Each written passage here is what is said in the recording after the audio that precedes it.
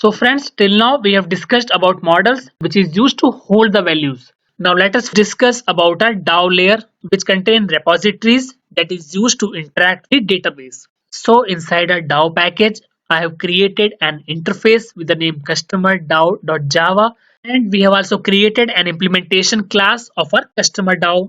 So let us first discuss about our customer DAO interface. So inside our interface, we are having 6 different methods. So here you can see that we are having our first method, which is get all customer details, which is used to get the details of all the existing customers.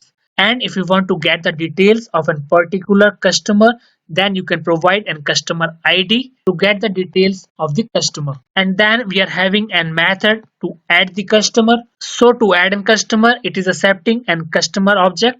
And here we are having two update methods. First one, which is used to update customer's mail ID, and second one is used to update the customer's phone number. And then we are having one more method with the name remove customer. We are passing customer ID to this method, and it is used to remove or to delete the customer. Now for implementation of all these methods, we have created an implementation class of our customer DAO. So here you can see that this is a class with the name customer DAO IMPL, and it is implementing our customer DAO, which means that all the methods which is defined inside a customer DAO should be implemented inside our implementation class. And my dear friends, here you can see that I have used an repository annotation. This is one of the very important annotation for any Spring Boot, Spring REST or Spring MVC application.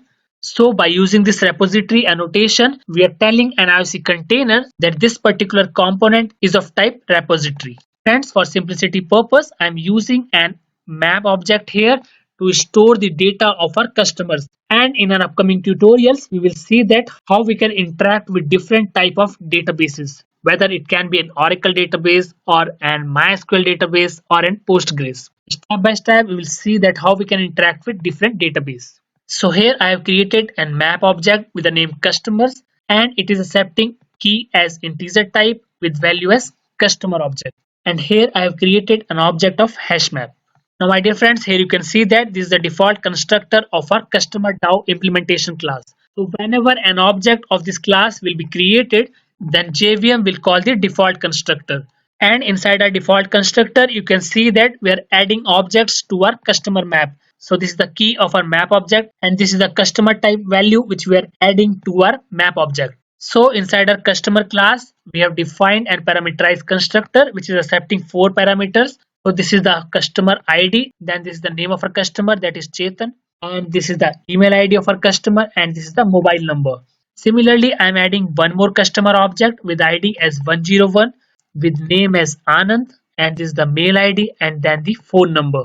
Now let us see about various implementation methods. So these are all the overridden methods whose declaration we have defined inside our interface. So here we are having an get all customer details method, and this method is returning a list of customers. So here we are returning all the values which is present inside our customer map. Now similarly, we have created an get customer method, and inside our get customer method we are passing an customer ID which is of type integer. So here we are using an get method of our map, and we are passing the key as customer ID, and it will return the value which is binded to this particular key. So it will return the object of customer class.